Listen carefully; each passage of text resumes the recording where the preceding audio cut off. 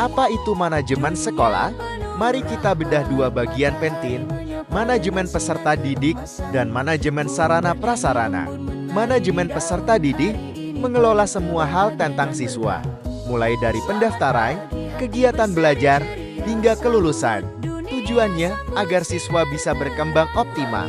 Selanjutnya, manajemen sarana dan prasarana. Ini adalah tentang mengelola semua fasilitas. Sarana adalah alat belajar seperti buku dan komputer, sementara prasarana adalah pendukungnya seperti gedung sekolah. Keduanya bekerja sama untuk menciptakan lingkungan belajar yang hebat. Assalamualaikum warahmatullahi wabarakatuh. Halo semuanya, perkenalkan nama saya Yeyen dengan INPM A1A025-099. Tadi teman-teman telah menyimak video tentang manajemen peserta didik dan sarana prasarana. Di sini saya akan menjelaskannya lebih rinci lagi tentang manajemen peserta didik dan sarana prasarana. Tolong disimak ya. Baik, yang pertama ini saya akan menjelaskan tentang pengertian manajemen peserta didik.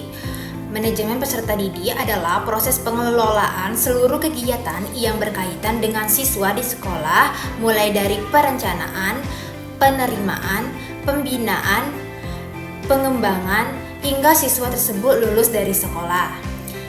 Manajemen ini bertujuan agar proses pendidikan berjalan dengan tertib, efektif, dan mampu mengembangkan potensi peserta didik secara maksimal.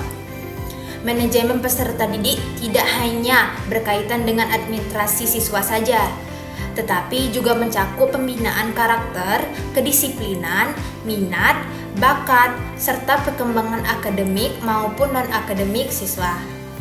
Tujuan manajemen peserta didik.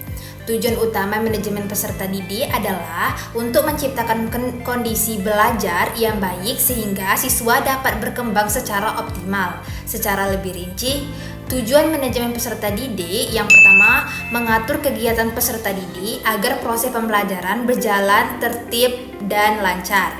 Yang kedua, mengembangkan potensi, bakat, minat, dan kemampuan siswa. Yang ketiga, meningkatkan prestasi belajar siswa, baik akademik maupun non-akademik. Yang keempat, membentuk karakter, sikap, disiplin, dan tanggung jawab siswa. Lalu yang terakhir, memberikan layanan pendidikan yang sesuai dengan kebutuhan siswa. Manajemen peserta didik juga memiliki fungsi-fungsi penting, yaitu yang pertama, sebagai sarana pengembangan potensi siswa.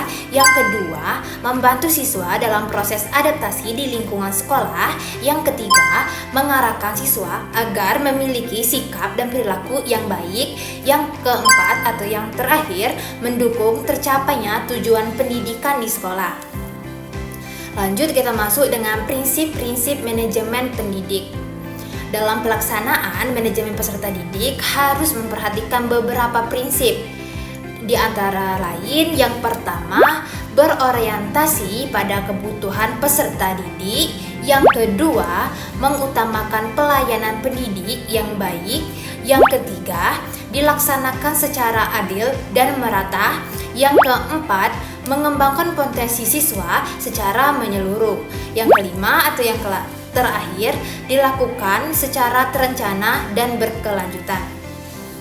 Lanjut, kegiatan dalam manajemen peserta didik.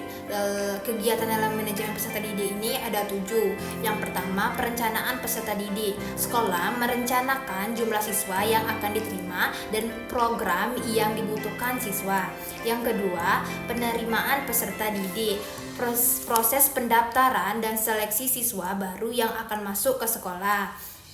Lanjut, yang ketiga, pengelompokan siswa. Siswa dikelompokkan ke dalam kelas atau program tertentu agar pembelajaran lebih mudah. Yang keempat, pembinaan dan pengembangan siswa.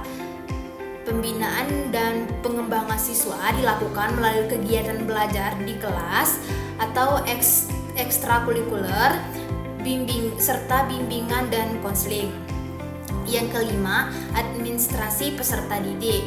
Sekolah mencatat data siswa seperti identitas, kehadiran, dan nilai. Yang keenam, Evaluasi peserta didik. Penilaian dilakukan untuk mengetahui perkembangan dan hasil belajar siswa. Lanjut yang ketujuh atau yang terakhir, kelulusan siswa. Tahap akhir ketika siswa telah menyelesaikan pendidikan di sekolah. Lanjut dengan kegiatan dalam manajemen sarana prasarana. Yang pertama, perencanaan. Sekolah menentukan fasilitas apa saja yang dibutuhkan. Yang kedua, pengadaan. Sekolah menyediakan atau membeli fasilitas yang diperlukan. Yang ketiga, inventarisasi. Semua fasilitas dicatat agar mudah dikelola. Yang keempat, pemanfaatan. Fasilitas digunakan sesuai dengan fungsinya. Yang kelima, pemeliharaan. Fasilitas dirawat agar tidak mudah rusak. Yang keenam atau yang terakhir, penghapusan. Fasilitas yang sudah rusak atau tidak digunakan lagi akan diganti dengan yang baru. Baik, itu saja materi tentang manajemen peserta didik dan sarana prasarana. Dapat kita simpulkan, manajemen peserta didik berfokus pada pengelolaan siswa agar dapat berkembang dengan baik di sekolah. Sedangkan manajemen sarana prasarana berfokus pada pengelolaan fasilitas sekolah agar proses pembelajaran berjalan dengan lancar. Kedua ini penting untuk meningkatkan kualitas pendidikan di sekolah. Itu saja yang dapat saya sampaikan tentang manajemen peserta didik dan sarana prasarana. Jika ada salah kata, saya memohon maaf. Kepada Allah saya mohon ampun. Saya akhiri. Wassalamualaikum warahmatullahi wabarakatuh.